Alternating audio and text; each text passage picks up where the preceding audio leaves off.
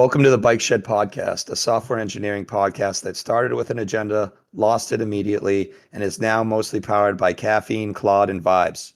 I'm your co-host, a man who asked AI to help him think, and now he can't stop saying interesting out loud while reading code. Scott K. Alongside me are my co-hosts, a man who reviews pull requests like he's defusing a bomb. Cut the wrong wire, and production explodes. Matt Hamlin. And my other co-host, a man whose takes are so hot, they trigger incident response drills at major tech companies. If your app just went down, he probably joined the meeting. Dillon, spicy take curry. Matt, Dillon, what's the topic and how fast do we derail it today? You're absolutely right, Scott. Today we wanted to talk a little bit about how do we maintain sort of a high bar for the code that we write at work or outside of work when we use like agents to help write it, or just a sort of AI assisted development in general. I don't know about the rest of you, like in terms of you guys and then also our listeners, but I feel like I've been sort of falling into a little bit of a slop pit as of late, where I feel like it's super easy just to like throw a prompt over the wall and like have like Claude write some code for me and it kind of works, and then sort of say, okay, that's fine, let's move on to the next thing. And I've sort of done some like reflecting over the past couple of weeks, and it's just like I realized that I don't think that workflow generates the best quality of code. Like sometimes it can solve the problem, but it does so in a very obtuse way in some cases, or generates something that a year ago we probably looked at the code and said, this is trash, like why is it written this way? And so I don't know, I've been thinking about this like sort of meta problem of like, how do you ensure that the code that you generate with AI is sort of meeting the bar or exceeding the bar that you want for your code base, ensuring that you keep patterns consistent.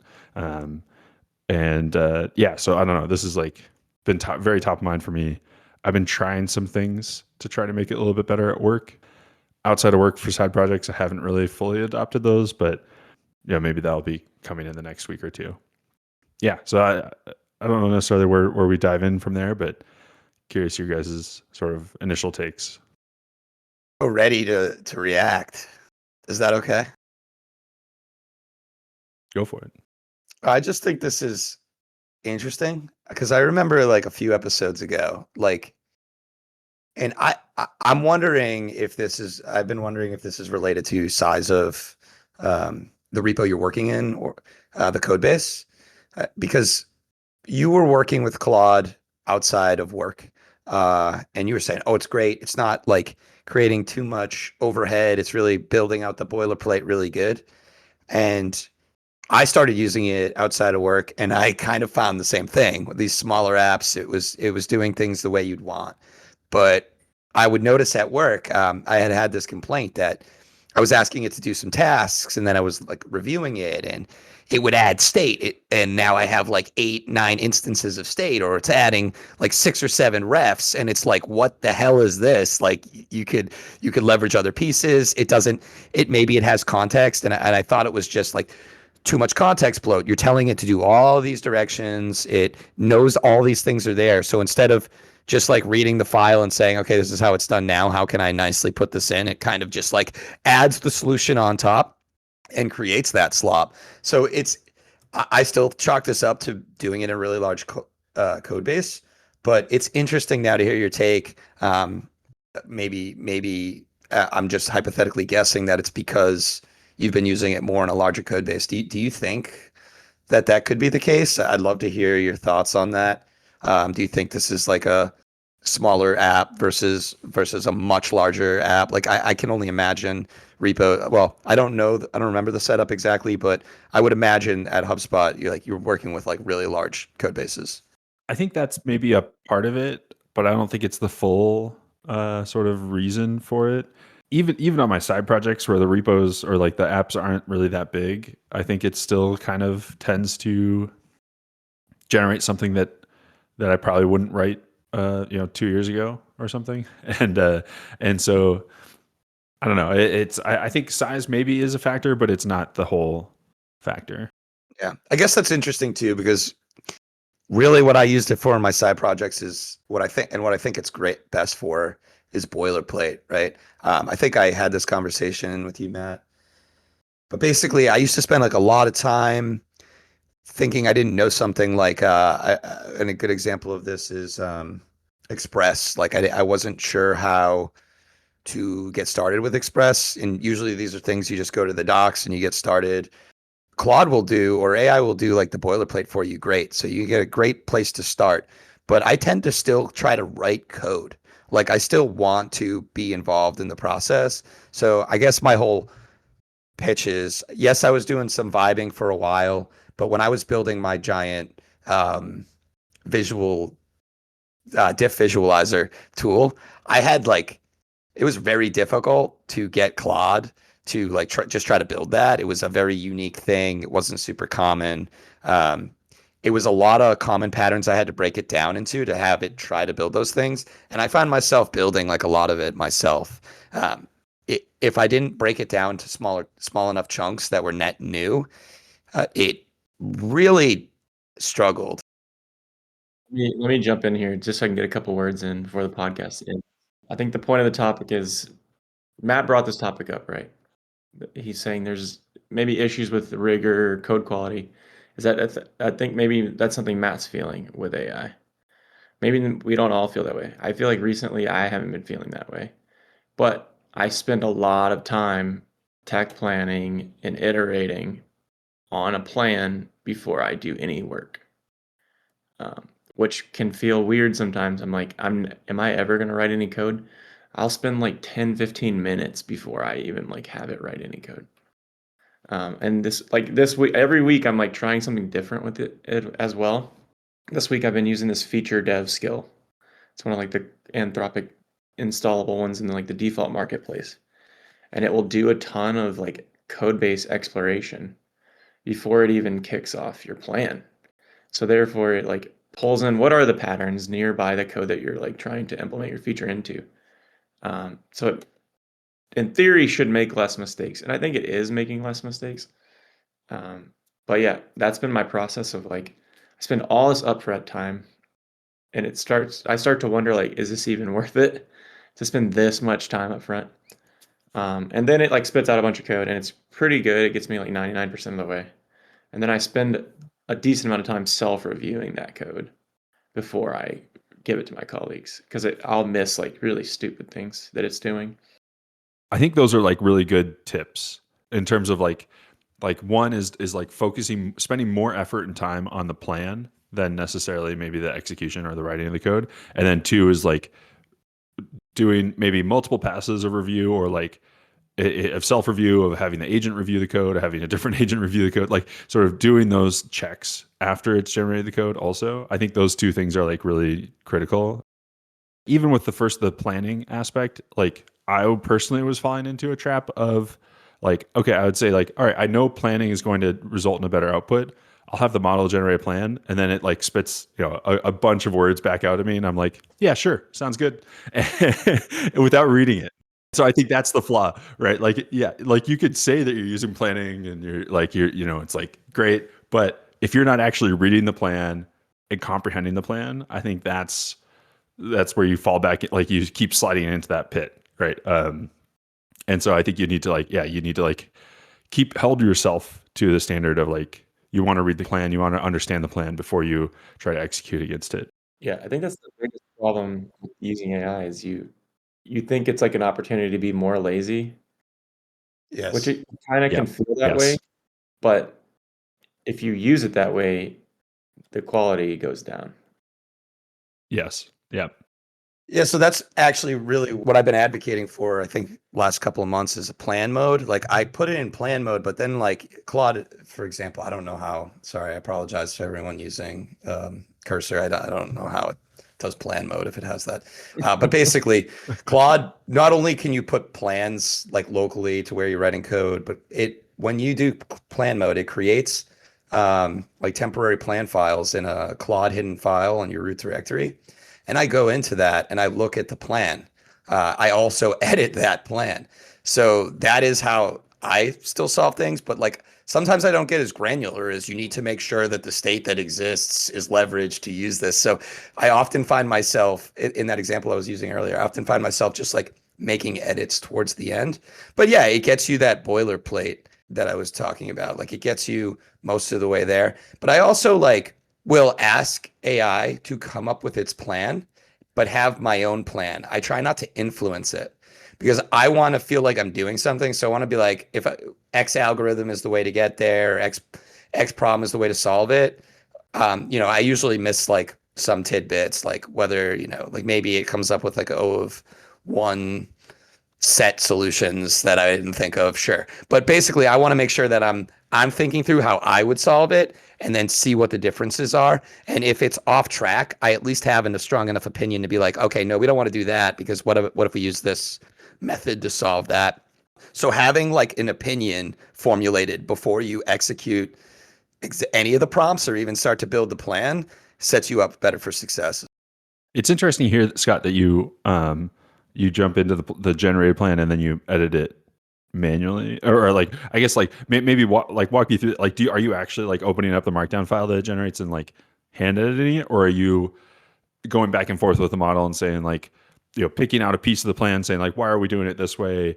Like, what have we considered alternatives or like that? Or are you like jumping in and actually like hand modifying it and saying, it said it should do X, Y, and Z, and actually I want to do, X and then A, B, and C, and then Y and Z or something like that. Like, can you talk through a little bit about that process? Sure. It's a combination of both. I mostly do just chat with it and say, hey, we need to revise this. I have a dedicated tab that's on the plan, so I can just like kind of look through the plans. I read them. If it's a minor thing, I might edit the plan manually. It's not usually like large changes, but anything that's larger, I still have a larger conversation and I try to call things out. But if it's small enough, little things like some of those details, like I mentioned before, like make sure we leverage X and Y. I might toss that into the plan, but I tend to update the plan conversation and have a little bit more of a conversation, be like added updated details. What are your thoughts? And have it revise itself. So it is always like a combination, but just having the plan open, I think is more ideal. Just that you're actively looking at it. Because I think Dillon really hit the nail on the head with AI. You want to be lazier, but it doesn't always work that way. Um, I think that's just an excellent way to look at it. But you still need to do your due diligence. And that's why I say like I think a lot of my pains of not feeling like I'm doing much. So I'll still write these tests for this thing into Claude because like I might not feel like I want to write those tests. Like the test setup for some of the apps I've been working on is like convoluted. It's we got to create a bunch of mock providers for Redux and stuff, which ideally won't be there. So it like might take me an extra 20 or 30 minutes to write the boilerplate. Like that to me is at this point a waste of time. Like I'm trying to really emphasize that if you have to write boilerplate that Claude can do for you or any AI tool can do for you, that is probably not where you want to focus your time on, but rather you want to focus your time on like how would you architect around that. I think leveraging AI for boilerplate is a great way to keep yourself moving. And it is fine to still kind of do some things manually, but mostly try to do as much upfront as you can, thinking about the problem and not just use AI lazily, unless it's create these tests, right? But even in the test case scenario, I think Claude has gone a lot better than this, but like sometimes it still puts any ESLint type checks, which I find incredibly annoying. I either manually clean them up later or try to tell it to clean it up later because usually at this point I'm like it's easy for you. I feel like it's really easy to just clean up a lot of these things. But if it's going to take me 10 minutes, I'll create a secondary prompt, clear context, and start over. Yeah, I've had issues with tests being created where it's like very, very implementation detail heavy, where I'm changing Tailwind classes and then all of a sudden it's just like I need to put that in the test. I need to check every class exists like in a specific state, and I'm like, this test is gonna break like tomorrow when we change one small thing. So I'm trying. I'm trying to get better about like telling it what I want to test. That's typically an afterthought, and I feel like I need to get better at sort of teaching it or telling it ahead of time, like what we need to test when we're done. Yeah, I could be the same too. Like sometimes I get super lazy on tests and I'm just like, write these tests. And then I'm like, oh, do we really need like the render test and like a bunch of this stuff? But then other times I'm like, no, like you haven't written tests in a while. What tests would you write here? So I start and I go, okay, well, I would test all the props work. And then eventually I get to like, just have AI do it. So I get a little lazy like that too. But sometimes it's good to just put yourself through the mental exercise of what tests are important here, what is the important stuff, and then write the functions for it and just ask it to fill it out. I've talked about a few different strategies with well, like people we worked with at Bleep Fair, but then also they work at HubSpot now. I was talking to them now maybe 2 weeks ago about kind of similar topics in terms of like tests and AI development. And we talked about a few different strategies, like one being like, like should you go into the code and write the tests manually before you let the AI generate the plan, or like, start to write code, or even before generating the plan potentially. So like you might have a concept of like, maybe it's a bug fix or maybe it's a feature, and like you have an understanding of like, well, for either case, I kind of understand like maybe what the test should validate. And so you can go in and manually write those tests first and say, well, here's the failing tests. It's kind of like the red green refactor sort of methodology of TDD. Or I don't know, maybe red green refactor is not the right the phrase there, but it's sort of more of a TDD centric approach. Or like alternatively, like you sort of like explain to it in a prompt, say like, I want to write some tests, like have the AI write the test for you, but you prompt it explicitly like, I want to test for this edge case where this and this happen, and then the result should be this, but maybe today we see this. That's fine if the test is failing. Like write the test first and then work on the plan and the code from there. So I think there's some like exploration a little bit to be done in terms of like figuring out the right methodology of like approaching this such that, at least specifically thinking about tests and this AI generate code is like, try not to generate tests that are maybe overly specific, like you were talking about, Dillon, or like, but also like make sure they cover the case that you're testing, right? Like, very common, even before AI development, it's like very common practice that at least I always thought of, and I think like generally was shared across multiple teams, is like, if you're, for example, fixing a bug, like write a failing test first and then write the implementation, and your test should be failing before it and then passing after, right? That's a very clear indicator that your test is actually testing what you care about, instead of like writing a test after the implementation. It's like, well, it passes. And it's like, does it fail before or did it not? And how do you know you're testing the right thing, basically? Oh man, I know the TDD guy you're talking about. He gave a presentation on TDD once. TDD is like one of those things where like I aspire to like shift my whole mindset and make that a part of my process, and then for some reason I just forget about it and stop doing it. I don't know why. Maybe it's just easier to start in the other direction.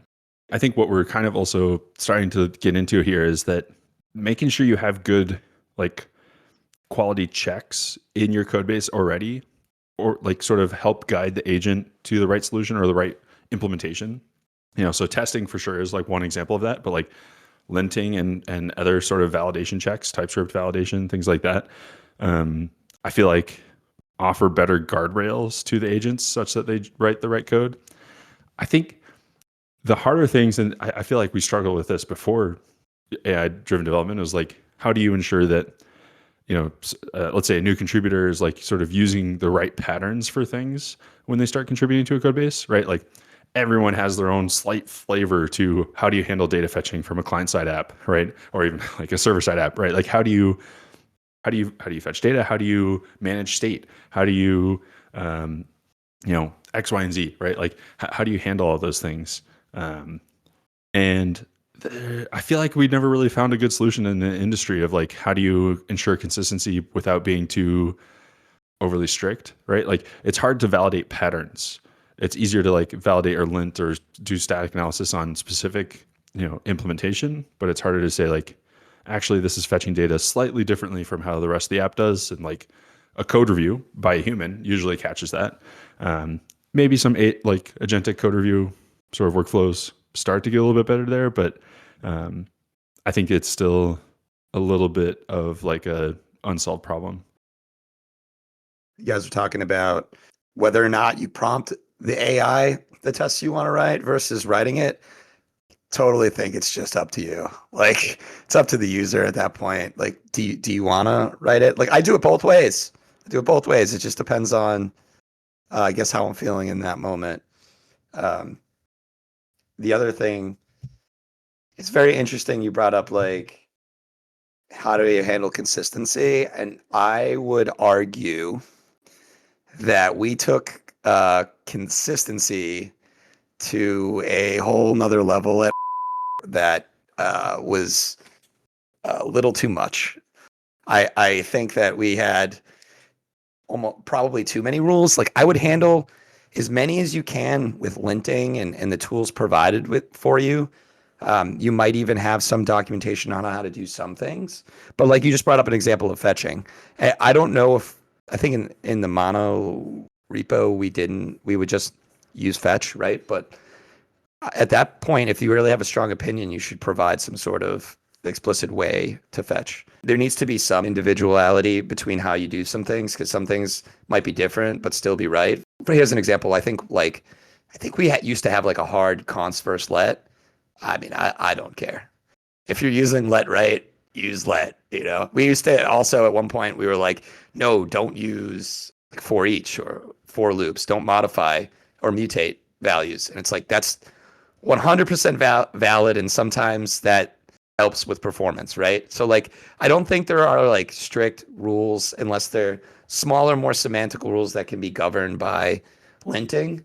And sometimes like a little bit of flexibility is nice, and we need to move fast. I do believe in consistency. I do think that it matters, but I think at the cost of how some of the code is so malleable or might go away, the value you get back is not worth it to nitpick reviews for 30 minutes because somebody did things. And I'm guilty of this. I mean, I think there are some things that could have been done better. I used to nitpick CSS on people a lot. I feel bad, sorry, but like, how do you govern that engineers don't use hard pixel numbers and they use dynamic sizes? Like that's maybe we didn't have a CSS linter. I know those exist. That's something that could have been improved. I think it's like almost like an 80-20 rule. We need to get 80% of the way there, and 20% cruft is going to exist. I'd like to say it's like more like 95-5. There are tools I think we could have leveraged better. And I think we pushed it a little far, but also don't know if we were providing the right solutions to govern some of the ways things were done. Yeah. I think the calculations change a little bit when you try to factor in like who's writing the most code. Is it humans or is it agents? I certainly agree when it's like a human-centric code base that like having too many rules or too many restrictions or guardrails or whatever sometimes like inhibits things or just like adds friction to the development workflow.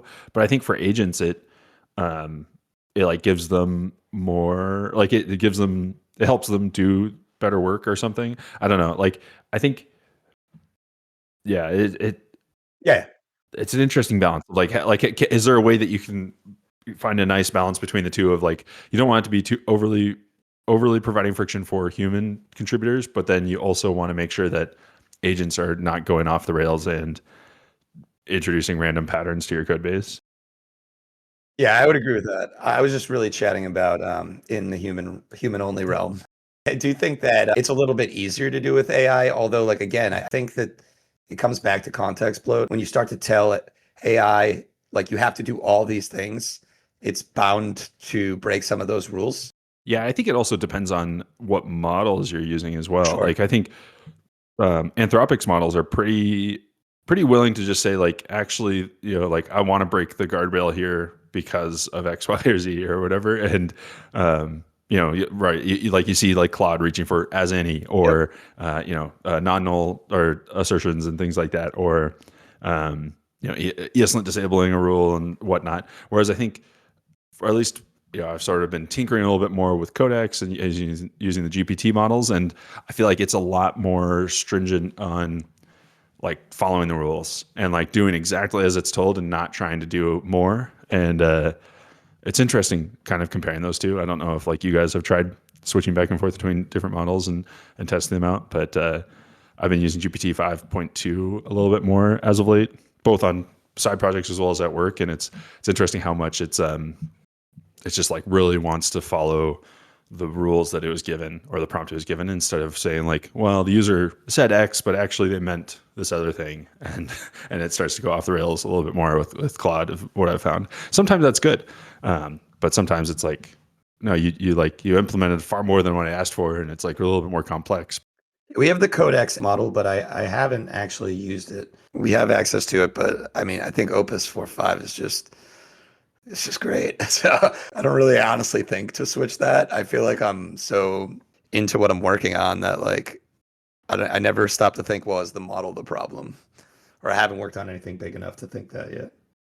I think it's worth trying it out. You should like just like sort of take it for like, on one task, one ticket or something. Go try it out and see how it performs compared to What the differences just are. to get an understanding Yeah, of I like, would totally are agree there with that. differences? Yeah. Dillon, you brought up, sort of at the start of the episode, planning and then review. And I think we've like talked a little bit about planning and maybe haven't talked too much about the review sort of aspect. Something I've been doing is I haven't really been doing my own sort of for my eye sort of self review locally. But by that I mean like I haven't been reviewing the code myself directly locally yet, but maybe I should start. But instead, what I do is I spin up I do a split pane in my terminal, and I say, open up a new agent and say, I have some code locally. I want you to review it, look at the other code in the code base, make sure the patterns sort of line up, make sure we're not doing anything too weird, something like that, as just like a very sort of low bar first initial review. And then the other thing I've been layering on top of that is that we also have Sidekick, which is like sort of a general AI agent internally, and it does code reviews in GitHub. And so I open up a draft PR before letting the rest of the team review it. I say like, I tag Sidekick in it and say, hey, do a review. And for a few PRs now, it's done like I usually kind of go through, one or two cycles before Sidekick's like no more comments left or no more comments on the PR. And then at that point, I open it up for sort of a human review. But I'm curious, like on maybe, I guess, Dillon, you talked a little bit about it, but I don't know, Scott, if you're doing a similar sort of self-review workflow or anything like that. Curious how you guys approach it. Yeah, I usually ask the agent to go through before I like push it to PR. I've been like sort of experimenting. There's another Claude skill called code review, which will do a more in-depth code review, but it takes quite a while actually, which maybe that's a good thing. Maybe we need to like slow down a little bit and just make some good software. But what it will do is it will like pull recent PRs in that code base, in that file, and like try to understand what's going on. Like look at the description, look at PR comments, get a sense for like how other people review this code in the past. It sounds really cool. I don't know if it's actually doing what you think it's doing, but it'll also like give you the review locally and then give you the option to like post it to your PR as well. So I'm just like, I'm continually, every week I like continually evolve my process, I think. But then I'll push to PR because I just hate looking at diffs locally for whatever reason. And then I'll look at GitHub, review it like I'm someone else. Just like try to make sure there's nothing stupid that I'm doing. Like there's been so many times where I'm just like using something I shouldn't be using or importing in some silly way. Just try to get rid of those like nitpick comments. Um, and then I'm finally like, all right, let's send it out to the people that can approve this. That's really interesting. I try to look at it locally, and I try to look at it in increments. But when Claude does a lot, I feel the same. Like I can't look at this on my screen right now. I need to move it to GitHub so I can actually look at it. Part of the thing is like some of my teammates will review my draft PRs, so I'm also like, oh, I don't want to push this up because I don't want them to be like, they'll be like looking at it and be like, why are you doing X, Y, and Z? Be like, whoa, whoa, whoa. I would yell at them. I'd be like, stay away. Oh, Matt used to do that all the It's time. not ready It's not yet. ready. Stop looking. Yeah. Um, Yeah. It's not. I mean, hey, it's probably a better problem that people are looking at it too early than too late, right? So I'll take that. But yeah, I try to look at it locally. I'll do it by file if I have to, and I actually try to I didn't maybe bring this up yet, but I've been rebasing. I have a lot of thoughts on rebasing. Basically, the TLDR is on small branches, it's great because like the commits are clean, but on stacked PRs, it can be like nightmarish, especially when you're working with a bunch of people on like the same files. Because I'll be doing the same rebases on like 6 or 7 stacked PRs, and like I remember it was last week. It was taking me like a lot of time, and I'm just like, yeah, brutal, very brutal. So yeah, rebasing great for individual small PRs, not great for stacked PRs. Have to try graphite. Something I've been wanting to try more. So I used to use the GitHub like desktop app, which is like a thin Electron app. Yeah, I know. A lot of people will hate me for this, but I feel like, but I feel like it actually offered a pretty decent diff review or like view of the changes locally. So I feel like that would be an interesting way to give a nice in between of like not yet pushing to draft PR, but still being able to look at the code and like kind of a nice diff view. I'm sure there's a ton of other diff viewer tools that everyone is going to shout off in the comments about, but yeah, I don't know. It would be really cool to see like a local GitHub thing like that, but allows me to add comments and then also like maybe like have myself like tackle the comments and resolve them, or have an agent tackle the comments and resolve them. Anyway, Dillon, I see you're chomping at the bit there. The main reason I like to put it on GitHub is because when I review everyone else's code, I'm doing it on GitHub. So I think it's like a mindset shift for me. It like puts me in that place of like I'm reviewing code, and this is where I usually do it. So I'm just more comfortable in that space for whatever reason. Maybe I'm just used to the tooling. I'll even self comment. I think there's maybe this is more of a culture thing where like people are afraid to like make their PR look messy or something. And I've seen this with some people on my team where they're like, I don't have too many commits. Dude, if you go to my PRs, there's like 187 commits. And I might have like 6 self comments telling myself, remove this, get rid of that.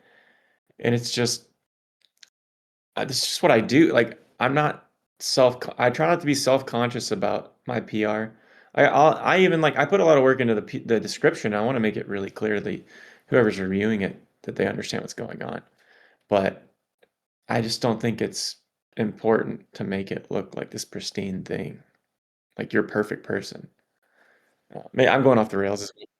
This is just like a hot take I have about somebody on my team.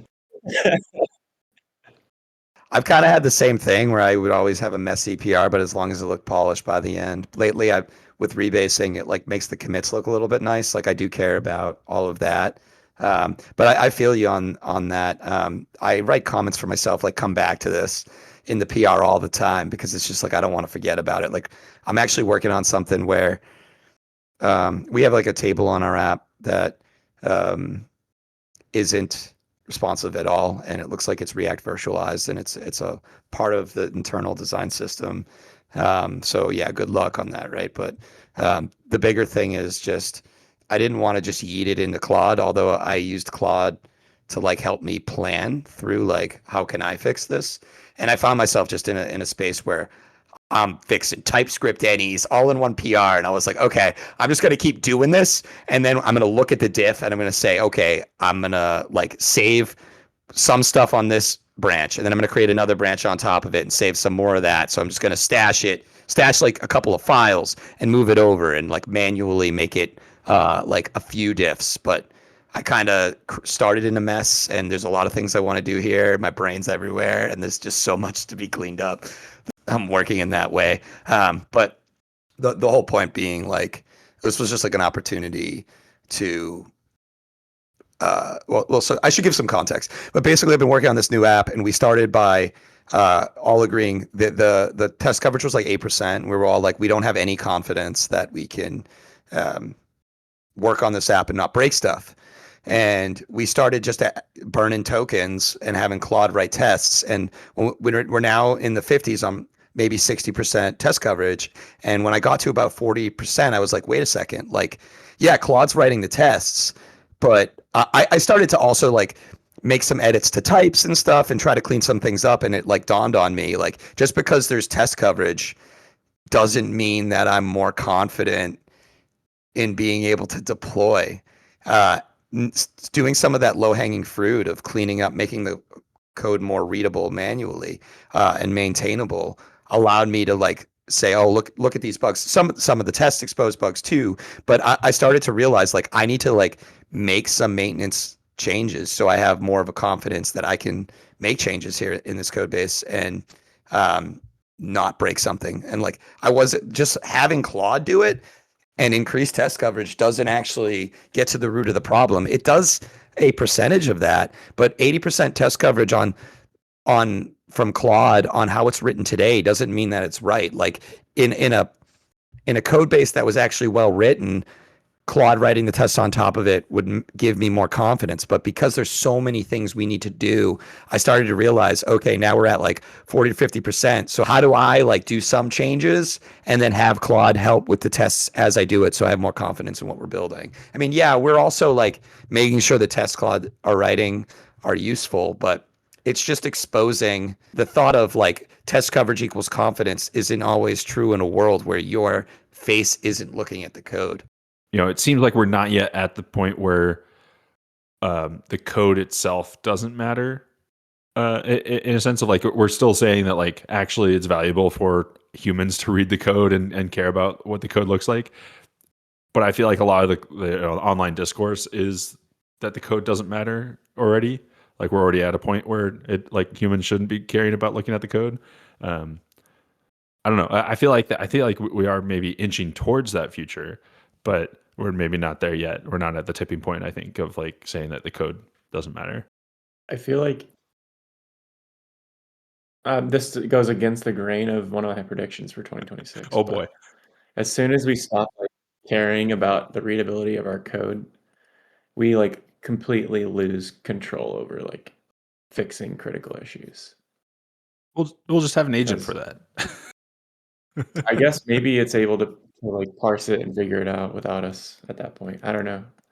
But it feels like a lot of times you ask it to debug something and it just starts to say like, of course, the issue is here. Everyone's seen this. And then you go to look and you're like, that's not it. That's not even close. And then you figure out it's related to something completely different. And once you give it an additional bit of context, it's like, of course, here's the issue. And it gets it right this time. But it's just a weird process. I feel like we need to keep an understanding of the code. But that goes completely against what my prediction was, where we're just going to like stop coding completely this year. So I mean, maybe, but maybe we still. I don't know if it does go necessarily against it, because this is kind of what I was saying, that like companies that are like, oh, we're going to go all in on AI and don't have engineers that maintain the quality, they're going to witness some pain. Like there's going to be some bug that comes up. It's going to be so hard to solve it, even with AI potentially, that they're going to start realizing, oh yeah, the code quality still matters. Like at some level, decent maintained code is going to matter, and people will be with the ability to read it or understand how it's constructed, I think is still going to matter for some time.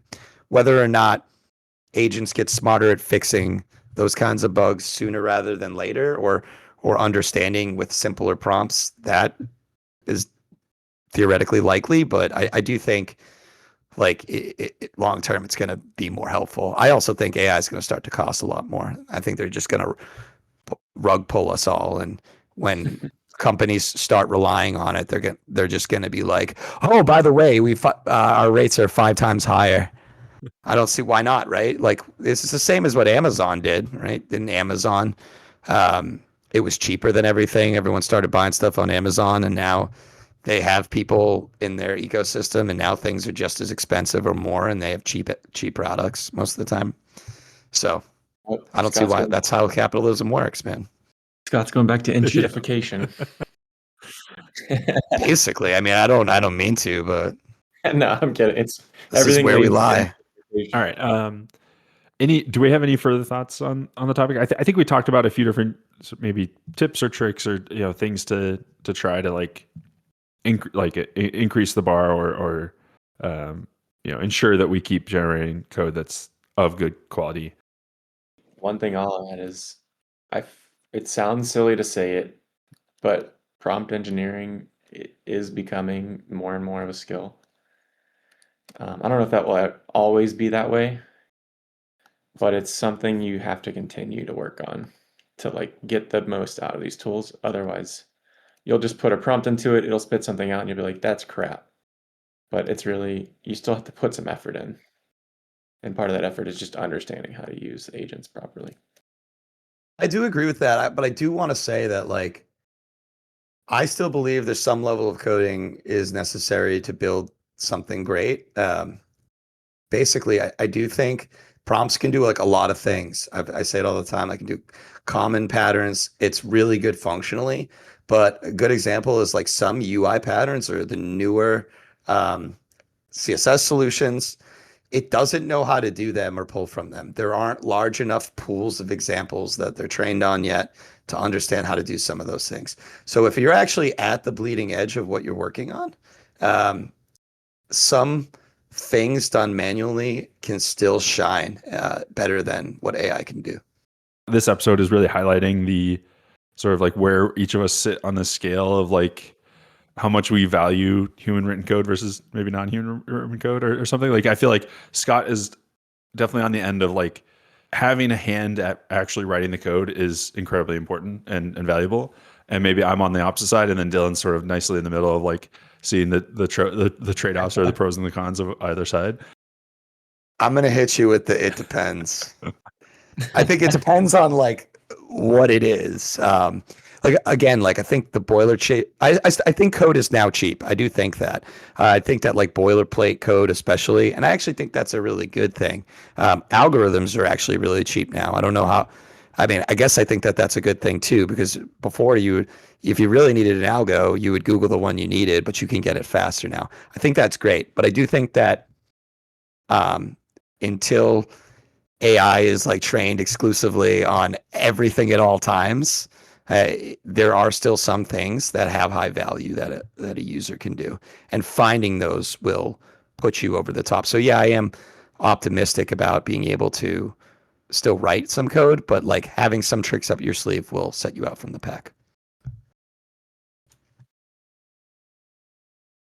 Yeah, I mean, specifically on that like sort of lens of like things that are relatively new or like, you know, for example, like if we're talking about like the CSS examples, it's like what are like some CSS specs that are newly released that the model wouldn't be in the training set. I feel like models are still good enough to search and discover those, but I think they still depend. But like so like in that lens, like they can do it, but they still depend on content being written and created about those things, which is like still very much like you can't have a model. Well, I feel like we haven't yet seen a case where a model will actually look at the spec, see that the browsers have released it, be able to do the investigation into, you know, how the browsers support it, and then like generate content or like come up with a relatively novel idea of how to apply it. Whereas if a human goes and writes a blog on this new feature of CSS, then the model can easily discover that and then use it. But the actual like doing the hard work of showcasing how to use it is like maybe not yet there in the grasp of the models. It's not necessarily a bad thing, though. It's like sometimes when you adopt things that don't have a ton of documentation, it's not always a good thing Right. for your software. I mean, you'll understand it, and somebody Yeah, else on your that's true. team who's been studying this stuff will understand it. I can think of a specific person, async local storage, if that like rings any bells. Oh Uh, yeah. and like it took me like a Yep. month to understand that, and I don't think I understand it still. I'll do you one better. Yeah, it took me a while to understand that too. That's a really good point. I'll do you one better. If you have somebody like this that is looking at bleeding edge stuff, and then they put that into your code base, you've created a real life example for your AI to understand how to use it. So you might have a proprietary solution that a human, well, maybe it's not a long-term proprietary solution, but it still is. You're holding it wrong. Sorry. Unless you're holding it wrong, which could be the case because Yep. there's not a lot of docs Yes. on how to use it correctly. Yes, but basically, if you build something internally, a human can do it once, and then AI can know about it then, and then you have a leg up, and that's still human value. Something to note. For the thoughts on the sort of the code quality aspect, I think maybe we can jump into our stand-up for this week. Let's do it. All right. Scott, what's up with you? I always go first, huh? All right. So I mentioned it this episode, but I swapped my workflow to rebasing. I have been sticking with it. I basically landed on what I said.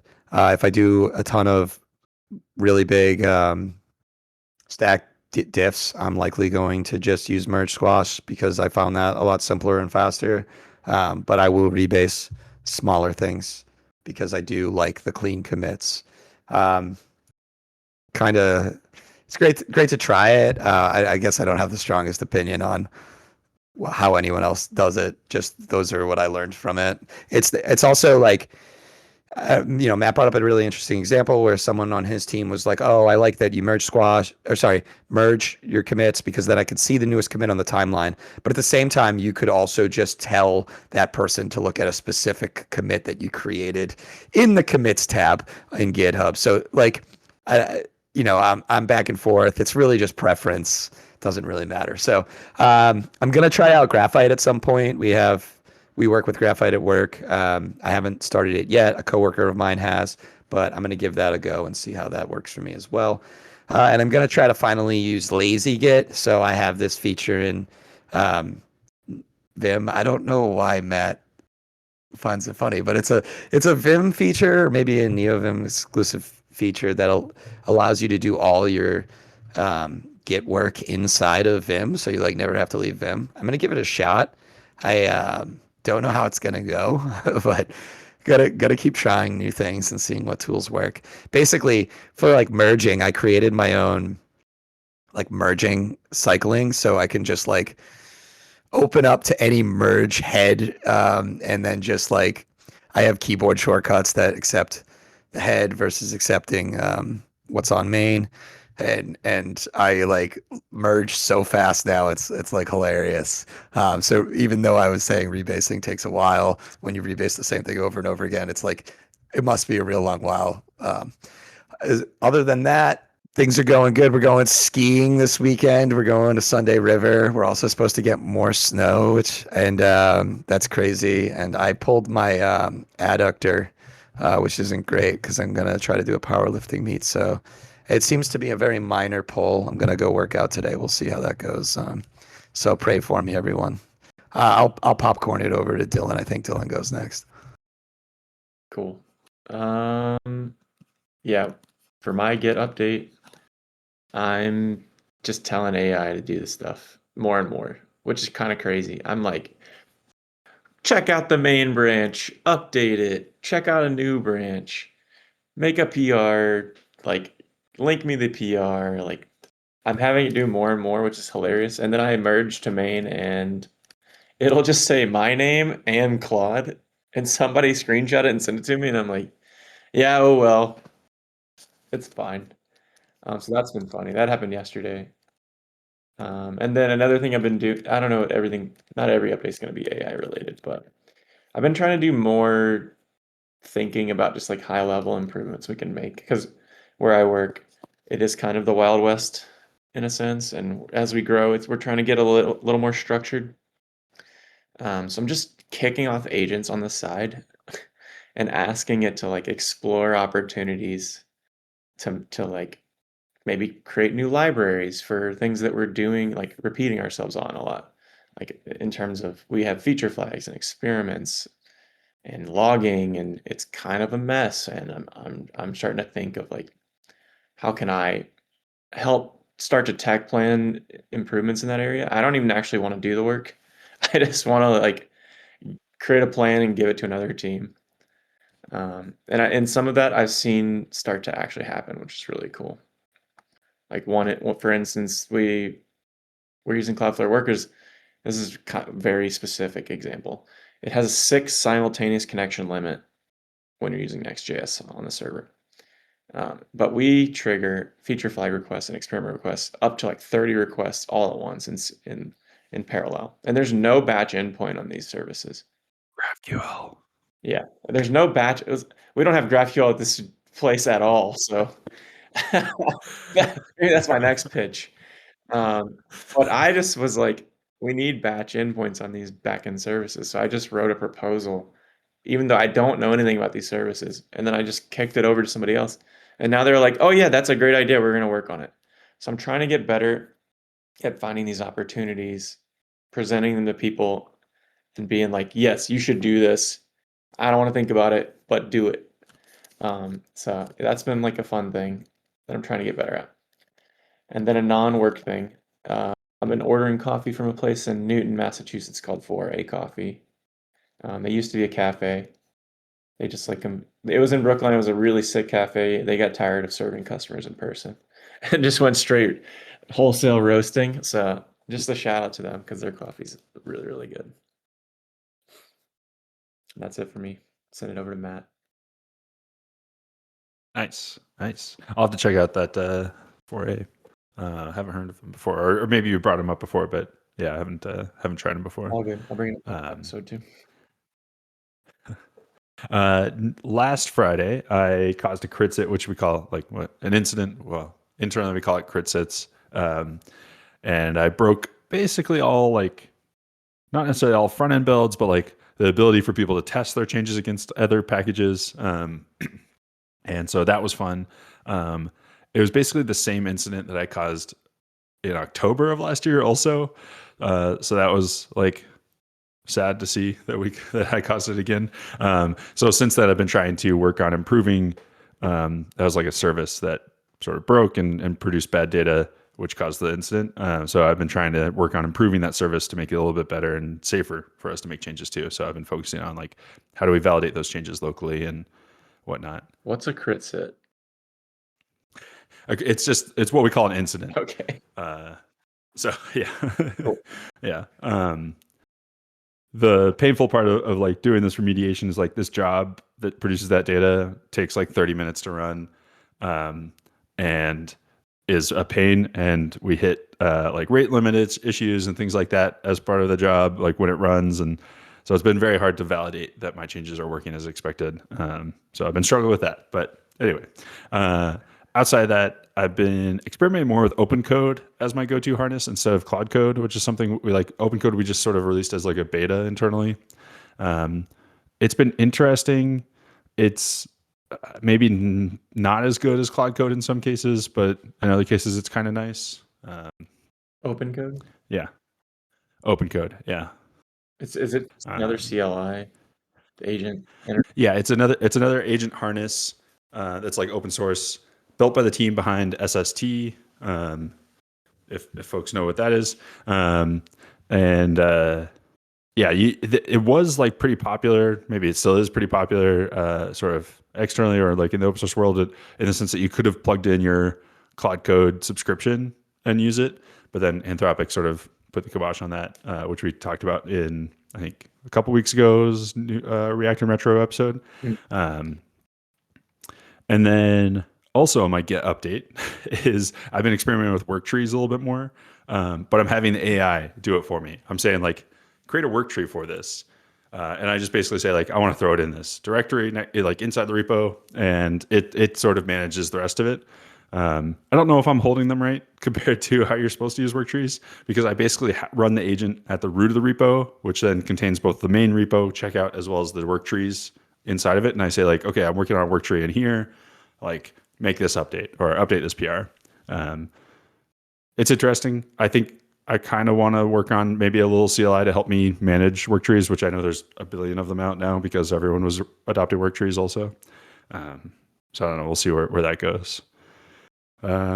Outside of work, I don't know. Just been vibing. Just climbing trees. That's how it works. Work trees. Yeah. Yep. All right. I think that's about it then. Any last thoughts from you guys? How's the weather? Just kidding. Well, yeah, I think we're expecting. Well, Dillon, you shared a screenshot saying you're expecting like an additional 20 inches. I of don't snow. know. There was some app that told me 2 feet of snow, and then 2 days later, my weather app saying 0 inches of snow. So I think this storm is going further and further into the ocean, which is good for us. Yeah. But this last storm has been pretty rough on the city, I feel like. And people are ready to kill each other over parking spots again. So that's been crazy to see.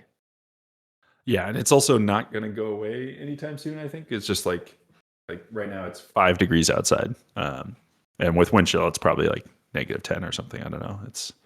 Yeah, so It's cold. it'll be good when temperature gets over 32 again at some point. Yeah, in a couple months. All right, that covers weather. The sports segment next. No. All right. Yeah. Thanks everyone for tuning in this week. Remember to leave a review of the episode and the